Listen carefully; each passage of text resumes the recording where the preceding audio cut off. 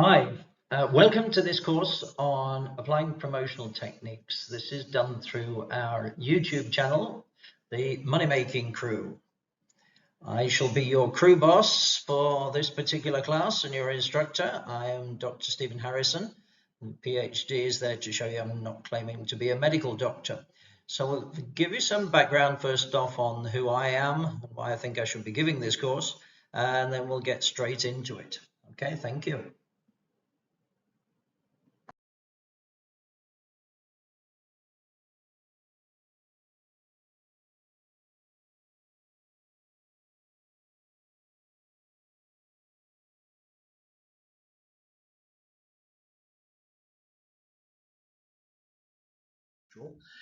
Some of my experience, I always say that with all these companies here that I haven't been fired from all of them, but it shows a variety of companies that I've worked for, usually as a consultant. So it means I've got a variety of experience, not only in different companies, but in different countries as well, and in different continents. So you can see a variety of things here, from governments to small companies that I've worked for throughout the world. I've actually set up and operated about 19 companies now in 7 countries on 3 continents. So we have our little fun with flags here. So starting in the center from the UK, Spain in the north, and then working our way around clockwise: Colombia, Panama, Uganda, Ghana, and Holland. So again, quite a variety, which obviously helps in terms of looking at management and sales and promotions in sort of a cross-cultural environment throughout the world, where obviously things are different and we have different cultural aspects, which is one of the things that we're going to be looking at through this course, and making specific recommendations and comments regarding the differences in different countries. I currently run my own business based in Panama for tax reasons, Rentes Internationales, which is a consultancy company and business specialist. Right, the things that we're going to be looking at the moment, the course aims to develop the basic understanding of promotions in business and to practice evaluation of existing campaigns and develop new ones. So you should be able to apply promotional concepts by understanding different methods that we use in promotions and use to evaluate promotional campaigns for different business plans. Some of the objectives we have: understanding the role of promotions in achieving those business objectives, understanding the range of promotional methods that we use in business, be able to evaluate an existing promotional campaign, and be able to plan a promotional campaign for a specific business. The required reading is a bit generalized, but it's an excellent book. It's quite long, but it's very detailed, and it has some very specific sections on promotions. So it's Marketing Management by Kotler and Keller. Highly recommended. Once we're connected via the MS Teams, I will actually be able to send you a PDF copy that I have, which won't cost you anything. To start off today with the first lesson that we're going to get into now, collecting information and forecasting, but also really what we're looking at is exactly what kind of things we're looking at in terms of marketing and where promotions fit into that. So these are the things we're going to be looking at. That you may have done some of this before in other modules regarding marketing, but I think it's important that we start off on a basic footing of understanding marketing, so that we can then go into the marketing mix, of which obviously a major part of that is promotions. And the reason is because promotions are literally one of the 4 main pillars of the marketing mix, and they influence other sections of the marketing mix and vice versa. So I think it's very important that we look at the whole thing first and then go very detailed into applying specific techniques of promotion. As you should already know by this stage, marketing is the activity or set of institutions and processes for creating, communicating, delivering, and exchanging offers that have value for customers, clients, partners, and society at large. Now, when we're talking about offers, we're not specifically or just solely talking about the product in itself. In many cases, we tend to think of just the product, which might just be a phone or a car or a holiday or something, but it's everything else that goes with it, which may include things like the packaging, the guarantees that go with it, which all form part of the offering. In most cases, when we are looking at what is marketed, we do tend to limit ourselves to thinking it's just goods and services. But obviously, there's so much more. If you actually consider one of the first things that you've probably been responsible for marketing is yourself, you as a person. In other words, you've marketed yourself to get a job, and maybe your product description, if you like, is your CV, and you've been doing promotions where you've been trying to find maybe a job, or you've been publicizing things on various job search websites, etc. So it goes to show that what is marketed is far more than goods and services. And you start off principally with marketing yourself, so you as a person, and obviously more famous people, groups, singers, actors, etc., but also experiences. If you think people who go bungee jumping or skydiving or these kind of experiences, they are also marketed. Events, obviously concerts, football events, etc. Properties, organizations, information, ideas. So everything from religious ideas, from independence, for a variety of things can all be marketed. Even things that usually done by the government of promoting ideas of safe driving, don't drink and drive, don't do drugs, etc. So all of these things are marketed. So it goes to show it's much more than the basics of goods and services.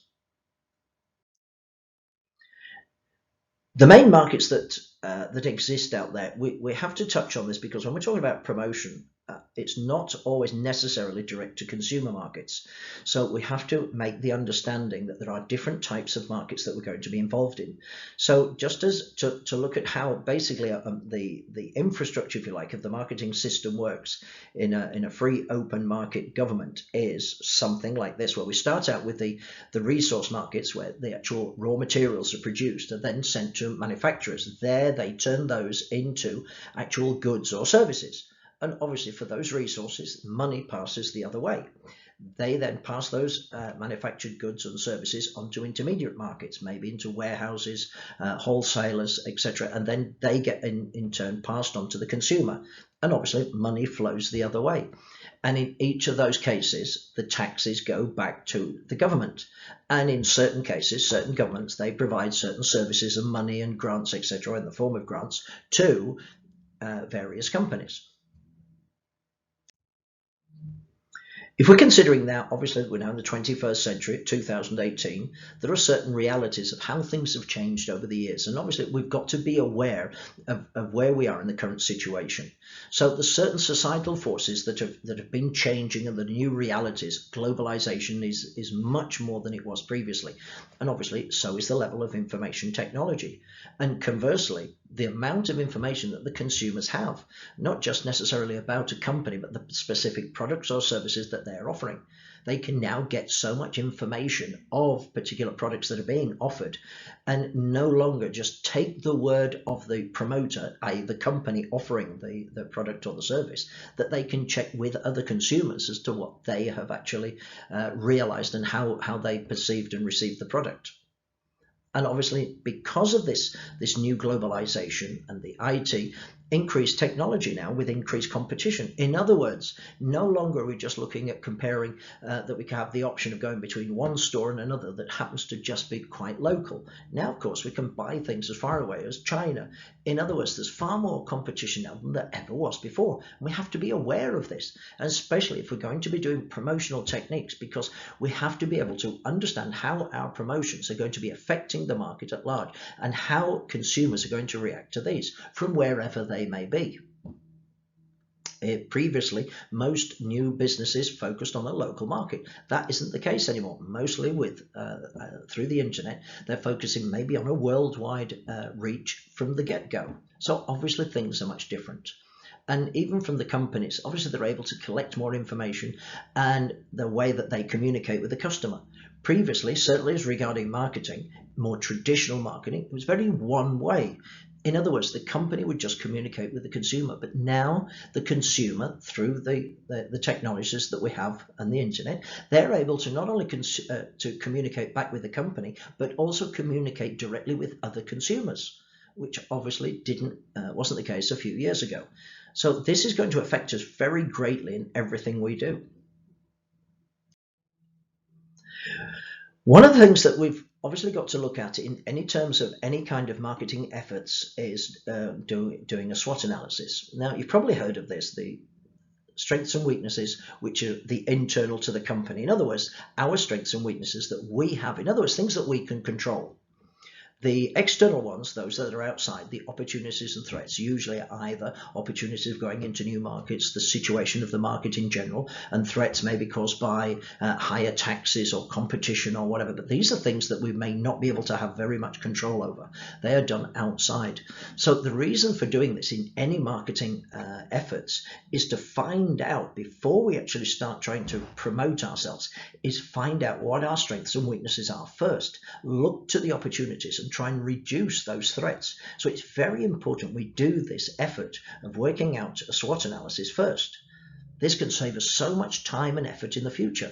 If we are aware of our particular strengths, those are the ones maybe we want to be pushing and focusing on, and the weaknesses we either want to be changing, getting rid of, or trying to maybe hide as much as possible. Take advantage of those opportunities and avoid any threats that may be on the horizon.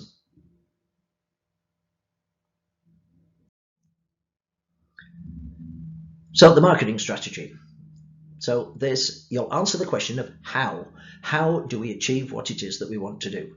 So it's about the execution, evaluation, and correcting the course. So there's lots of strategies out there, far more than we can cover. So whichever approach you must take, you must either push your objectives forward, and ultimately the main reason for doing this in marketing is to drive revenue. In other words, sell more products or services to increase your revenue, and hopefully with that stay in business. Now, there is a phrase that is revenue is, if I can remember the phrase now, revenue is vanity, or income is vanity, profit is sanity. And the idea of the purpose of that is that revenue, money that's coming in, sounds very great. If you have 100 million in revenue, but you're not making any profit, then it's great to be able to boast that you have $100 million or euro company, but if you're not making any profit, then that may mean the death knell for your company. In other words, the important factor is actually making a profit. Now, the reason for mentioning this at this stage is this is the whole purpose when we're looking at doing promotional techniques, is with the idea not just of driving revenue, but to make sure that money is made out of it. Obviously, we could just give away the products or sell them at a very low price to get rid of vast amounts, create a lot of revenue. But if we're not making any profit on it, what's the point? Well, literally none at all. It would be better to have done no kind of promotions at all than ones that are going to be costing us money. So again, what we have to do with any kind of strategy is look at this to drive revenue, but to make sure that we're making a profit on it as we're doing it. Otherwise, it is literally going to be not only a waste of time, effort, but also money. And obviously with this kind of things that we're discussing here, that's going to be a major focus, is that we are here in business to make money. Whether it be, I'm obviously aware with a lot of companies with things like WhatsApp where they do not generate revenue, they tend to just generate clients. But even those per se have a particular value, so they're still creating something that has an economic value for the company. Because we're with marketing, we have to talk about the 4 Ps, and obviously the one that we're going to be concentrating on throughout this particular section is the last one. So we're going to be looking at the others briefly: the product, the price, and the place, or the method of distribution, how you get the products to the consumer, and of course promotion, which is obviously what we're all about today. So for a typical small business, promotion will form the bulk of your strategy. In other words, how are you promoting your products? So common promotion strategies include the following, globally speaking. So advertising as a whole, personal selling, public relations, sales promotion, which obviously is what we're going to be focusing on here, and direct marketing and direct mail. So although we may be touching on a lot of these things, and maybe there'll be some repetition in terms of what maybe you've already done in marketing as a whole, but there has to be, because the promotion, and certainly the sales promotion, is a very important part of the marketing mix. If we look at this as a whole, people tend to get very a simplistic view. The product is literally that, it's just the product. The price is just the price. The promotion is a particular promotion. The place is one specific place that it's sold through. Excuse me, but it's obviously much more than that. The product may include things like the actual variety of products that you have within a product range, the quality of that. So the quality in itself is part of the product. Where does that fit within your whole marketing strategy? Obviously, that the higher the product or the quality of the product, we assume the price is going to change. And this obviously leads to what we were talking about earlier when we're saying how many of these particular 4 pillars are interacting with each other. In other words, if you increase the quality, or at least the perceived quality of your product in the mind of the consumer, it's very difficult to try and convince someone you have a high quality product if you have a low price. So again, high quality we assume comes with a higher price, so therefore prices is going to be affected, and the place that you would sell that would also change. You can't say a high price, high quality product, expensive perfumes or something of that nature in a cheap discount retailer like Lidl or Aldi. And you're probably aware of that when you go to those particular stores. The brands that you see there are perhaps not the most famous and well-known and considered perceived quality brands that you would see in other more expensive places. Now, the design and the features, obviously, they are an integral part of the product, but also the brand name. Now, we're fully aware that we've looked previously in marketing as a whole, how the brand in itself will make a different impression of the product for people. And it is very pervasive that even children have been known to think that because something is packaged in a particular way with a brand name, specifically McDonald's, it was therefore perceived by the consumer to be a better item. So even things with the brand name and how that is packaged and used on the packaging will make a difference to the product and how it's perceived by the consumer. The sizes, if you consider maybe if we're selling drinks or something, the different sizes of bottles, it's still part of the product. The product is water, but how is it sold to the consumer? The services, the backup services, the after-sales services that are given with it as well will also influence people as to decide whether that particular product is better or worse than another one. And warranties. A good example of this is the product Kia, the car manufacturer from Korea. The fact that they offer a 7-year warranty has changed the idea in the consumer's mind to perceive that this is a better quality vehicle purely because how else could they offer a 7-year warranty? The product in itself hasn't changed, but it forms part of it. In other words, the warranty or guarantee with the product that comes with it forms part of the product itself, and even down to the returns policy.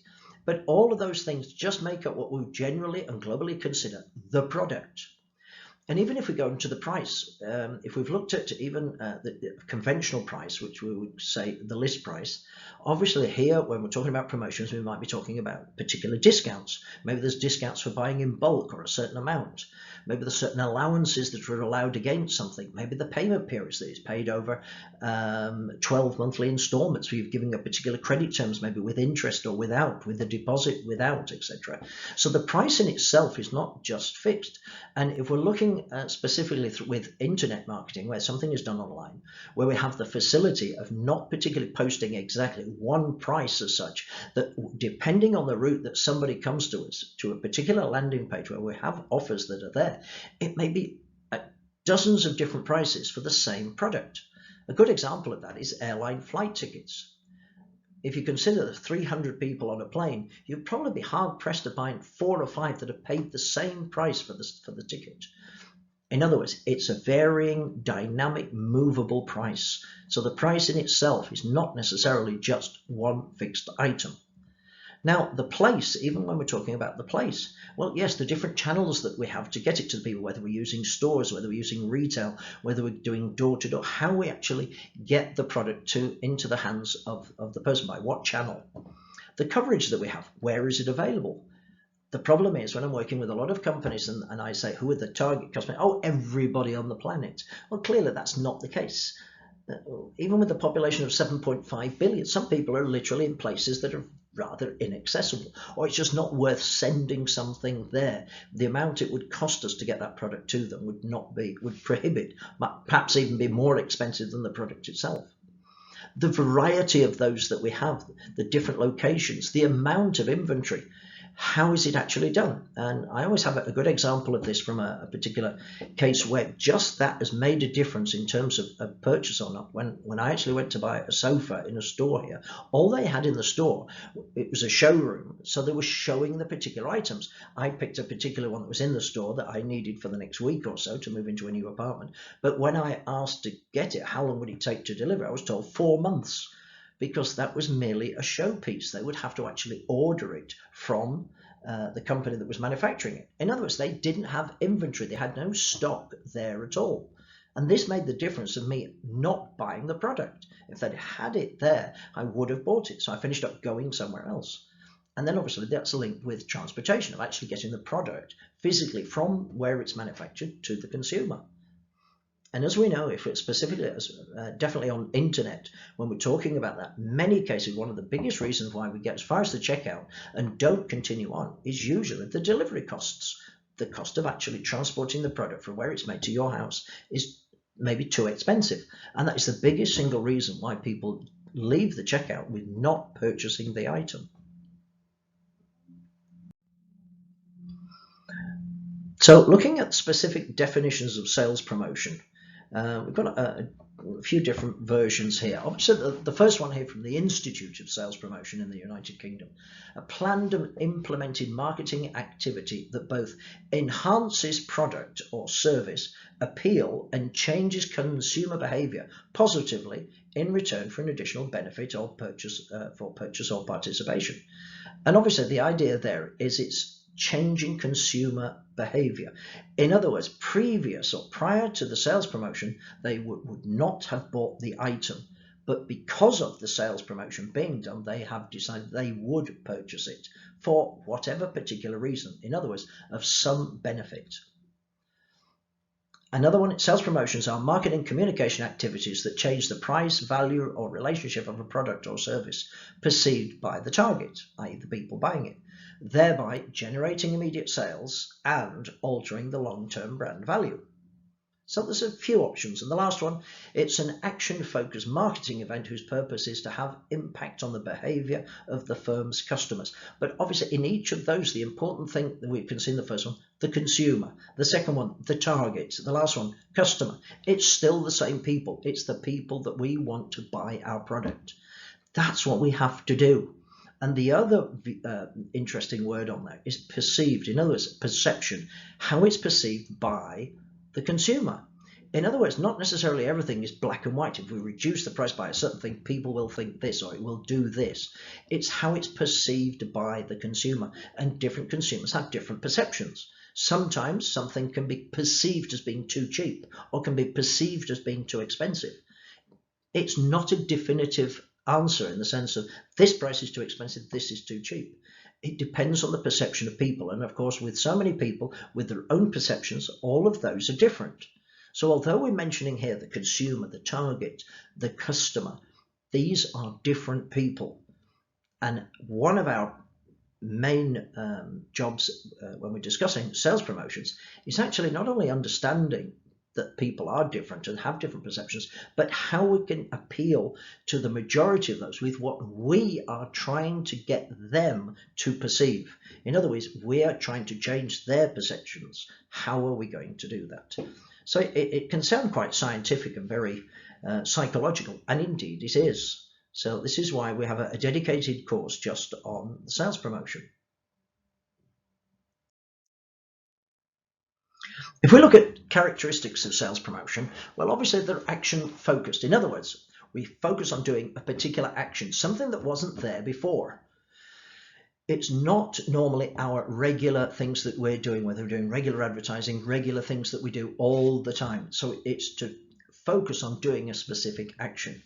So they are marketing events. Why? It's something that we've created, an event, however it is done, based on the idea of increasing our marketing efforts.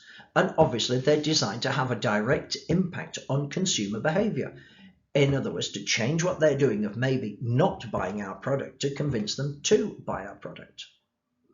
Marketing itself is so many things when it's about creating an idea within the consumer's mind. But sales promotions are designed that once they already have a particular perception about our product, is to change them from for doing something specific for this particular event now, not generally creating an idea about our product or a perception about our product that may not result in a sale. In many cases, if the idea in marketing as a whole is to increase brand awareness is literally that. It's just so that people are aware we exist, that they have heard of our company and our product or our service. That is all. Whereas the idea of a sales promotion is action. It's focused on getting the consumer to not only decide that they're aware of it, but to actually do something about it in terms of, I'm aware this product exists, but at 50% off, I'm going to make an effort to actually buy the product now. And that is the action that we're trying to influence. They're also designed to influence consumers or marketing intermediaries, because although in many cases, if we're dealing business to consumer, then yes, we're dealing direct with the consumer to get them to do something now. But it may be the marketing intermediaries. After all, they need to be incentivized as well to do their work, maybe to push a particular product forward. Why? Because they are getting more benefits from it. I used to work in marketing financial services, and the problem, one of the main problems of financial services, if you think about it, it's a lot of people going out trying to sell financial products. But when a particular product was given more benefits to a particular person that they saw as the person selling the product got more benefit, in other words, a higher commission level, well, obviously they worked much harder to push that particular product forward so that they could sell more of those because of their own personal interest. Now, this in effect is unethical. And obviously there are now laws in place to prevent that, where now what we have to do is to give the best advice for the consumer. And if we are seen to be biased towards making something more for ourselves, that is penalized, and we can finish up losing our licenses to operate. But the idea is it shows how that we can influence the marketing intermediaries of what they're doing to be able to push the products forward onto the consumer. Now, the impact on a sales promotion on the consumer, the most common one that we usually think of in terms of sales promotion is the monetary value. In other words, a specific gain that they get.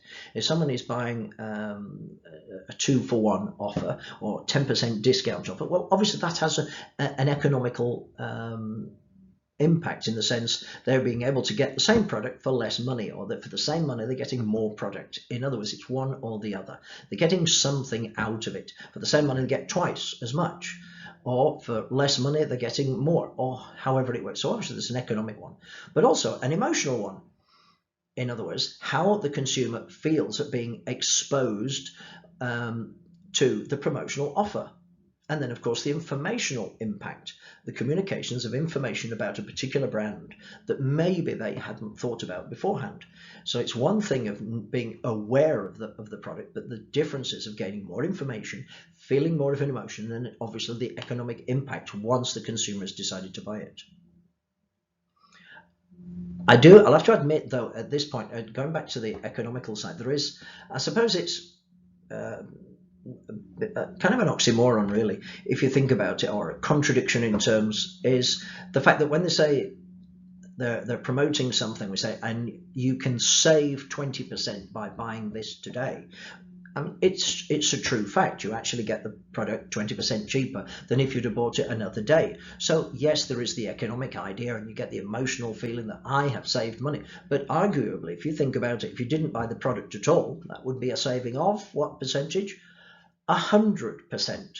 So, we have to sort of think realistically about this, of why we've got to change people's emotion of wanting to buy the product. In other words, by giving them something that changes their decision, gives them an emotional impact to do something and take some action about that particular product or service now, or at least as soon as possible. The main reasons why this has suddenly become so important now, promotions obviously have been going for a long time, so it's not a new thing. It's not something that's just turned up in the last few years. So some of the reasons for the growth, the growing power of retailers, as you have seen now, especially with whether it be online or the other retailers, they're taking over so much, and they have been getting so much more power. In other words, there's now much more consumers that they have, and in each of these retailers, how many products do they actually have? How many? If you're going to say something like Carrefour, as I would say, or Carrefour if you're French, if you go into that store, how many brands and products do they have in there? And I'll be honest, I don't know the real number, but it's thousands of products, tens of thousands of different lines. And in other words, these companies have massive power because that is where people are buying the products from. The small corner shops now are disappearing. People are going into these massive retailers.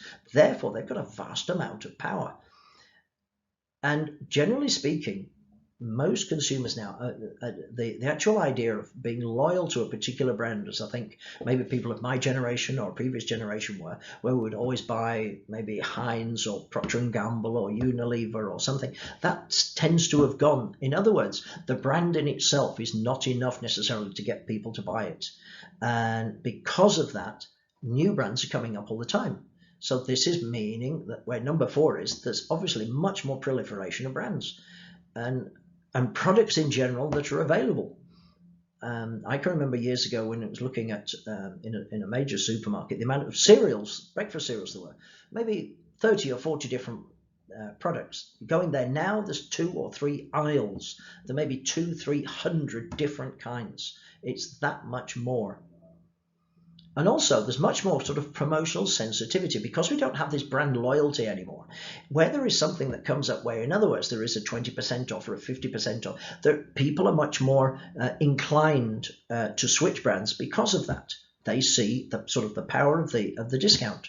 So in other words, it's much more, the consumer is much more open to these things. So therefore, they're much more sensitive to ups and downs in sales because of those things.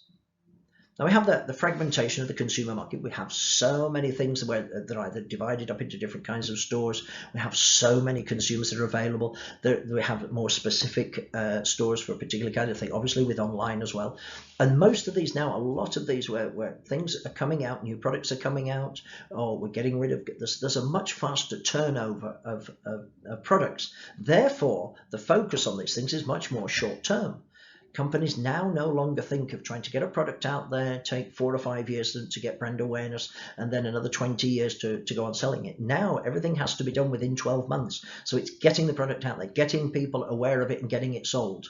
So it's obviously much short term and it's much faster. And we also have sort of more increased accountability where we're relying more that you have to achieve a particular sales level growth as soon as possible. Why? Because of the next one, the last one, competition. Competition is increasing. This is increased with brand proliferation, but there is more and more competition. The barriers of entry are much lower now. The expanse that they can reach, the scope and the range that people that they can reach is much greater now thanks to the internet. So these are all major reasons why now these kinds of sales promotions are suddenly becoming much more popular because of the vast amount of competition that's out there. It's our way with competing against the big boys, if you like. We can offer certain things, offer extras, offer something more.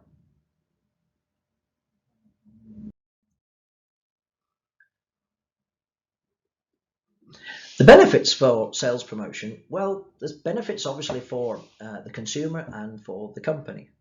And there's in certain things, so we can have maybe that will have a higher volume of purchasing. However, the problem is that it can be seen as a good and a bad thing. If we have higher volume of purchasing in a particular product, maybe it's because someone has moved away from another brand. In other words, maybe previously they were buying one particular brand.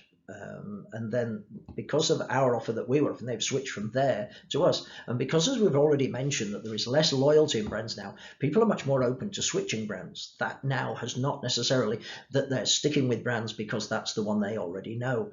I think there's generally a feeling as well that although brands generally charge more money, previously there was the perception that they were of a higher quality, and I think that is probably losing some of it's the perception via the consumer. If we consider that we have the supermarket cornflakes, are they really much different than the Kellogg's cornflakes, which maybe are 2 or 3 times the price?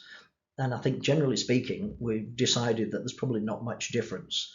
And therefore there's much more switching, and the benefits of these things then increases the volume.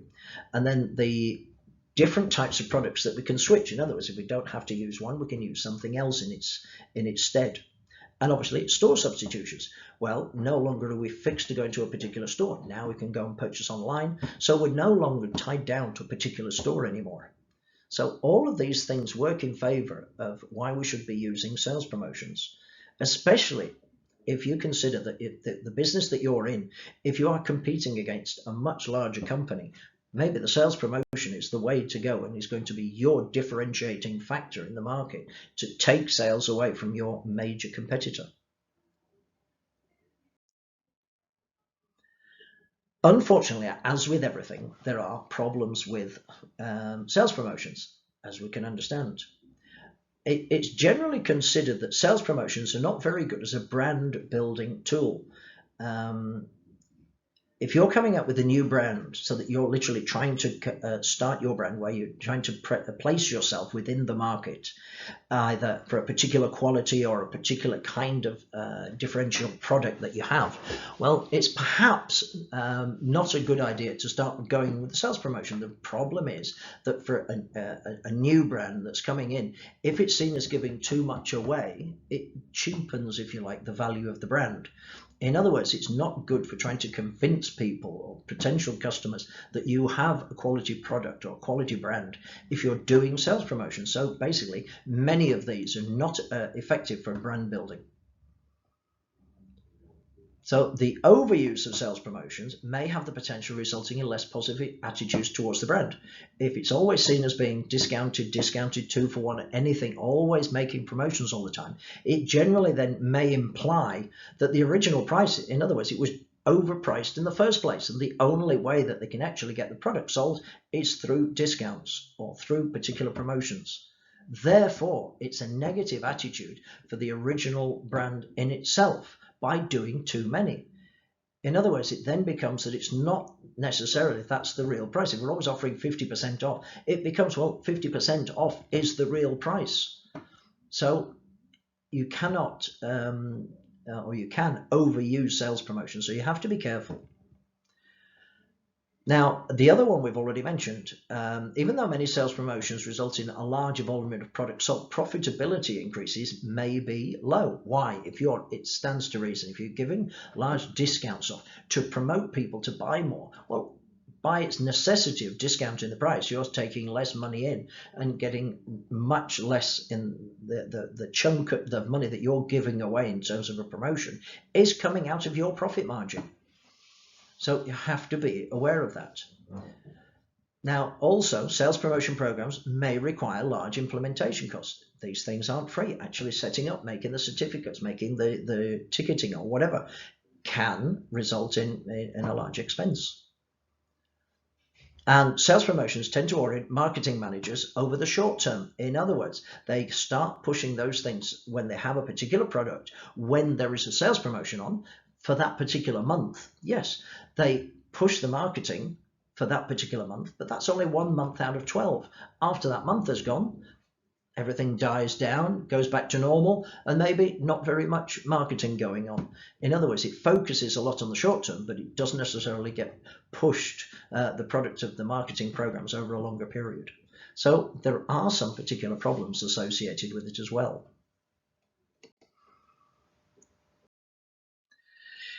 When we looked at the beginning, I was telling you about the different kinds of markets that we had, and that was the reason for that, the types of promotions that we had.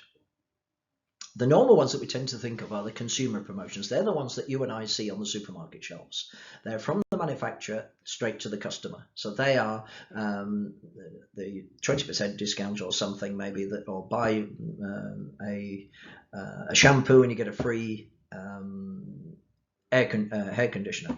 But they are packaged up as a particular promotion coming from the manufacturer.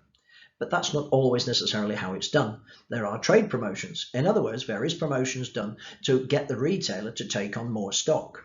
Then the retailer themselves may get pass further kinds of promotions on to get it from their shelves to the consumer. Obviously, the idea being to reduce the amount of stock that they're holding. So that might be the 20% off, but they may get an additional 20% off from the trade promotion through them from the trade people who are selling to them. So obviously, there are different kinds of promotions in that respect, depending on at what stage in the channel of distribution it's done at, and whether it's business to business or business to consumer, and at what point, whether it's direct from a manufacturer or from a retailer. Now, some general types of promotions. These are promotions for consumers. Price promotions. Well, obviously there's quite a lot of versions of that. What we've got here, TPR, temporary price reduction. In other words, 10% off for today, 10% off for this week, 20% off for January or whatever. Promotion packs where they're selling maybe two for the price of one, loyalty discounts, coupons, giving a rebate, or any other kind of thing. So we can look at those in more detail over the time of the course. Then they're obviously directed directly with the price. Then the non-price promotions. So the true non-price ones, the sampling, you get a free sample, you get maybe join a premium club, get entered into a sweepstake or a contest or an event. So obviously there's no actual price promotion going on there. And then you have the others, which are the quasi non-price promotions, so the sort of half and half. So promotion communications, particular features, point of sale, advertising in other media, displays, point of sale materials that are there, promotional packaging, all of those things effectively designed with a promotion to the idea of pushing these onto the consumer. So not everything is always in terms of either directly price or non-price. So it shows the variety of things, and these obviously are just promotions for consumers, direct to consumers, of the things that would try and promote us to buy at this particular moment. So the main consumer promotional techniques, which obviously is what this particular course is going to be mostly about, including all the laws, etc., that are associated with it and the problems, and obviously with some good recommendations. Temporary price reduction, or in this case, temporary price discount, same thing. Which is done over a short period. Coupons, bonuses, buy one, get one free, which is the bug off, buy one, get one free.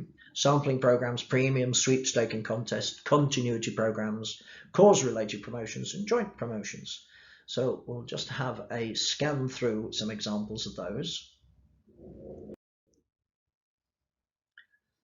Temporary price discounts, so as we can see here with this chocolate bar, 54% off, or the Harvey Nichols sale, where we understand that they're getting some great discounts just over a particular period. It's only temporary, so I'm recording this now in December, so this is going out probably in January, which is obviously after Christmas, the great January sales. Now they are temporary because obviously it's figured most people have purchased, depending on the particular culture, stuff up for Christmas. Certainly in the UK, there's the massive sale build up where people buy up to the 25th of December and maybe 26th of Boxing Day, and that's typically when we would give the presents. I'm recording this here in Spain, and over here we have a thing called Reyes, which is the Kings, which is usually celebrated on the 6th or 7th of January, which is again when they would typically give presents. So over here, for example, the temporary price discounts start after Reyes, which is after January the 7th. So January the 8th is when there are massive discounts because it's the only way that they could sell stuff. And this only usually goes on for either a week or two of January, or maybe to the end of January, and then it finishes. So very temporary, and usually big discounts. Why? Because we're aware that most people have spent all their money over Christmas or over the holidays, giving the gifts for the seasonal expectations, if you like, and there's no money left. So that's the only way that they can go to make people either save some money in December so they can start buying stuff and using some, getting some money back for their products in January after the holidays. Coupons. Again, all of these things, we're going to be looking at these in more detail. They're very different in different, how they are perceived, if you like, in different cultures. my own particular story is certainly in the UK. It's considered that the physical coupons of going into stores handing over coupons is considered sort of almost embarrassing that you don't have real money for giving coupons. But in the United States, for example, vastly far more developed, where people have gone in and literally have wads of coupons. And very typical and certainly very common and very popular over there, where people can get vast amounts of money back, if you like, or discounts on products because of these coupons, and very popular. The ones that I've used, which is the ones certainly for the printing services, there's less sort of personal embarrassment with those, because we're used to having a coupon code and we put that in, nobody's seeing it, it's actually done through the internet, so it's posted onto somebody's website with a coupon code, and personally I'm quite a fan of those and trying to get coupon codes. Bonus packs, where it's literally what you would get extra for it, buy one get one free, typically with things where they're sold in a particular portion. So here 33% more with your washing powder. I recently bought a jar of Nescafe, and again it was an extra 25%, although it's not actually a whole one free, because that would maybe just not really be financially viable, because don't forget, with all of these things there is a cost involved. Even in this with the Tide here, it's probably going to be a larger package, so there's more money in packaging because it's a larger package, and obviously they have to change the amount that they put in, so they're putting more product in there and still getting the same price. But obviously the idea is so that it's going to force someone to buy Tide instead of buying their competitor, because there's a larger amount. And here we have buy the Apple iPhone and you and get one free. So it sounds like, yeah, you get a free iPhone. I don't really know from what year this is, but it's by an iPhone 4. So maybe this was when the iPhone 6 or something was out, but certainly not when it was brand new. I'm guessing that they would sell those at half price. But again, Friday and Saturday only in a particular store. Sampling programs. So just to take a free sample. Maybe the purpose of this is we've seen these particular products, but we've never tried them, maybe because they're premium brands, so maybe a bit more expensive. But if we can get here a free sample that we can actually find out how good they are, and maybe it would convince us to try out the new product on a more permanent basis. So that's the purpose behind the free sample. But again, the whole thing has to be packaged, usually in very small packages, has to be promoted and given out to the customer at no particular cost coming in at all. It's only hopefully out of maybe every 100 free samples, 1 or 2 would eventually become a new consumer. At least that's what we hope. And again, it depends on how these brands are perceived. I was walking down the beach recently and offered free beer, my favourite brand. It was actually Amstel with the lemon in it. So I got a free sample. I liked it, and since then I've actually purchased the brand. So it does work sometimes. Premium, maybe we want to do something and go up and get a more premium product or a more premium service. I suppose one of the best known ones would be LinkedIn. Most of us don't pay anything for LinkedIn. I don't know how many people are in LinkedIn now, but there's only something like 3 or 4% that pay premium, but they're getting the premium, they're paying the extra to get something special out of it. In other words, it's worth going up a higher level for a restricted amount, more elitist or something, and it's seen as an additional benefit. And this tends to work better with more sort of sophisticated or more luxury goods. And again, we're going to be talking about that later on as well. We'll be looking at maybe the differences of how we would promote cheaper, mass-produced products for luxury items. Sweepstakes, in other words, competitions, where you get a chance to win something, you get maybe a free holiday, you get free products or something. There are some lots of inherent problems with these, certainly legal technicalities, and so much so that the next class that we have is taking a lot of information on things like sweepstakes, because it's almost like a form of gambling. So therefore, there's a lot of controls, and we don't want to seem to be misleading or cheating the consumer. So they're very heavily controlled. So we're going to have to be looking certainly on the legal aspects when we're doing that, because otherwise we don't want people running it sort of like as a casino, when in fact it's just to sell more products. Continuity programs, in other words, programs designed to either create loyalty or get people to come back with us. In this case here, we have every time you purchase a particular thing, maybe a meal, you get a sticker. Once you've completed 10, then maybe you get a free meal. In other words, every time you buy something, it's going towards getting something free later on. The main idea is to try and keep people coming back to your particular store, restaurant, or whatever. That there's certain benefits why they should make that effort to keep going back to you, rather than just go somewhere else which may be more convenient. Cause-related promotions, in other words, where they linking something to something of a good cause, fundraising, helping people with certain diseases, or helping the poor, or whatever. In other words, linking that to a particular product. Sometimes it can be incredibly successful. I've actually done something similar with this, but almost to the opposite way around, where I was making money from the product by doing the fundraising. So it was like the fundraising almost first, and then selling the product was almost secondary. But again, this is almost like the next one of linking two companies together. In other words, everybody benefits. We have the actual type of promotion that people feel that they're getting something good, they're doing something good for society, they're giving and helping, and also for us as the company, the charity is getting money, and we're getting money for our particular products, and they're getting something out of it as well. Instead of just giving money away, they're actually getting a good product out of it. So it's kind of a win-win situation if it's done right. If we look at actually planning sales promotion programs, there's a lot of things that we've got to go into thinking about it before we even start. I suppose the first one, which we have here, who are the customers we want to reach? Now, although it may sound strange, but it's customers that we don't already have. So in other words, they're not really existing customers. We may have some existing customers. And again, this is the other problem maybe with sales promotions. The existing customers are also going to be able to take advantage of the promotions that we're doing. But this isn't always the case. If you consider that with telephone companies or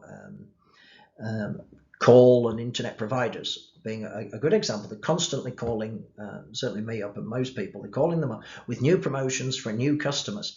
And obviously with that, they can offer a particular new sales promotion program for new customers, because obviously if you sign up now that you are not an existing customer, they know, and it's not available to existing customers.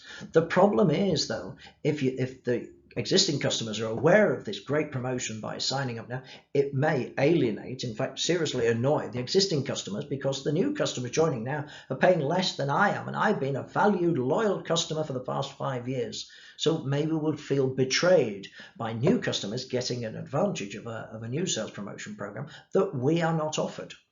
So again, have to be careful. Who is the customers we want to reach? Existing customers to buy more, new customers that we don't have, or what? Right, what are the reasons for that behavior? In other words, what is it that we're after for getting them to do? What are we trying to change? So what behavior do you want them to reinforce? In other words, actually reinforce the idea of purchase, or change from one particular product to another. What is the goal of the program? To get more customers, to sell more of a particular product, to get rid of an old, outdated, or unwanted product? Where is it? And what are the operational constraints of the promotion? In other words, the amount of money that we have available, the time that it's going to come out, where is it going to be done? How are we actually going to get these things out to the consumer? So again, there's an awful lot that we have to consider even before we actually start doing the promotion just at the planning level.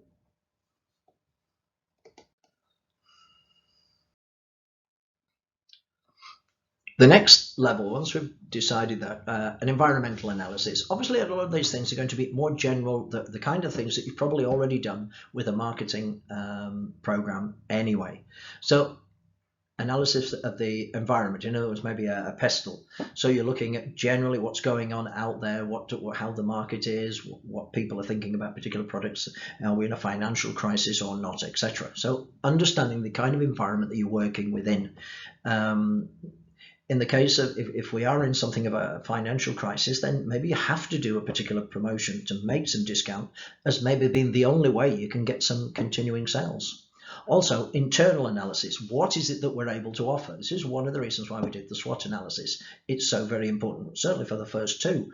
But also, what is it that we can really offer? How can we do something else and beat our competition? Maybe it's in terms of prices, maybe it's in something else.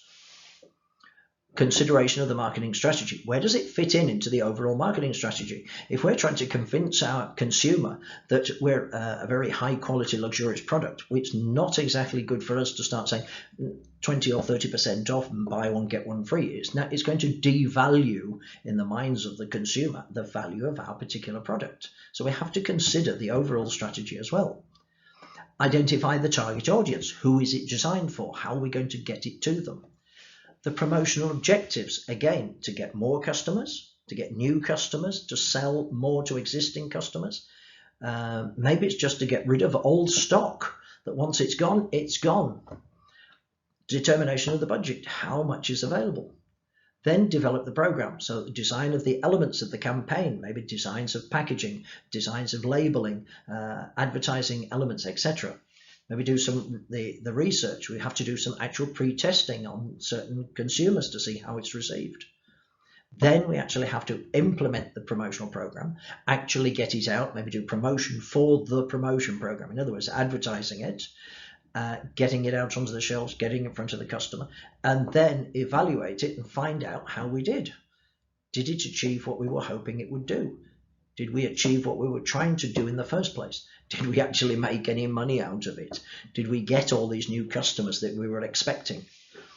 And be quite honest with ourselves that to know if it did that and if it worked, great, we can do it again. What could we have done better? What should we not have done? Maybe we shouldn't have given an extra 30% of product. We should have given 20%. That would have been enough.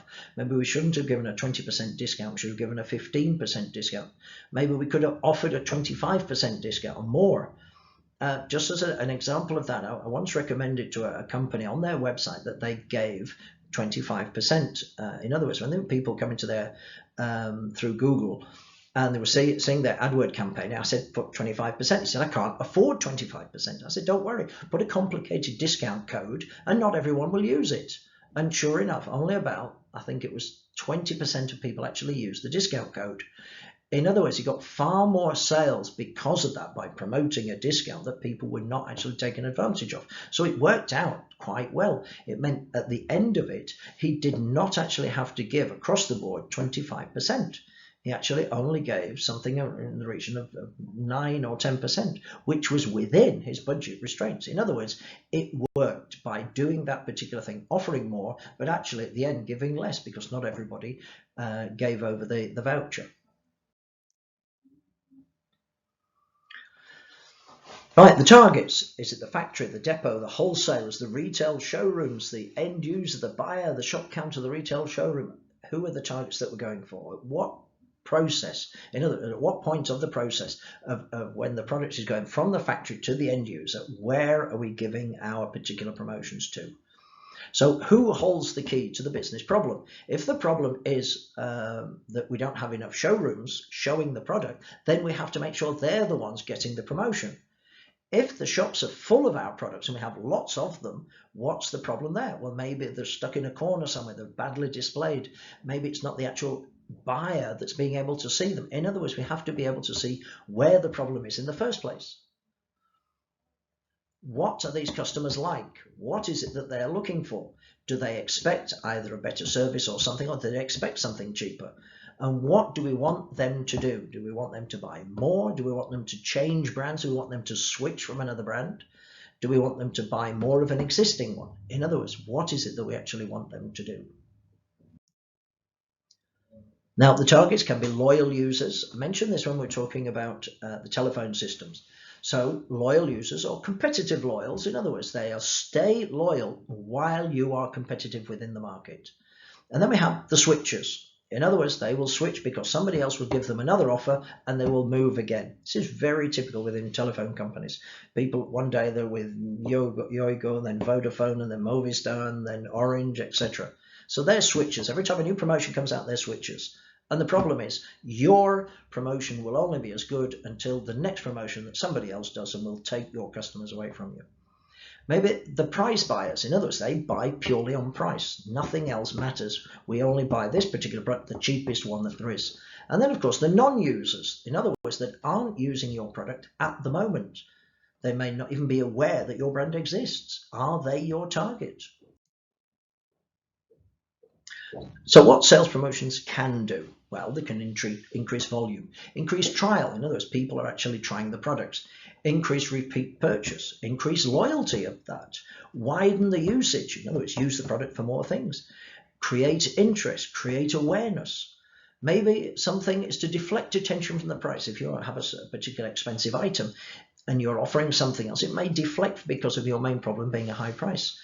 It may gain an intermediary support. In other words, someone who's between the manufacturer and the end user. And it may also create discrimination amongst the users. Now, whenever we have any of these goals that we're requiring it to do, then we must be smart. In other words, all the goals should be smart, specific, measurable. And in other words, they're agreed upon, that it's something that is achievable, realistic, and time-based. In other words, if we have 20% increase in sales over a particular period of time. And the secrets of promotional success: fits in with the brand, offers real added value, is simple to operate and communicate, rewards lots of people, not just a few, and has good single-minded creative. And that is the end of the first module. So I shall see you on the next one. Thank you.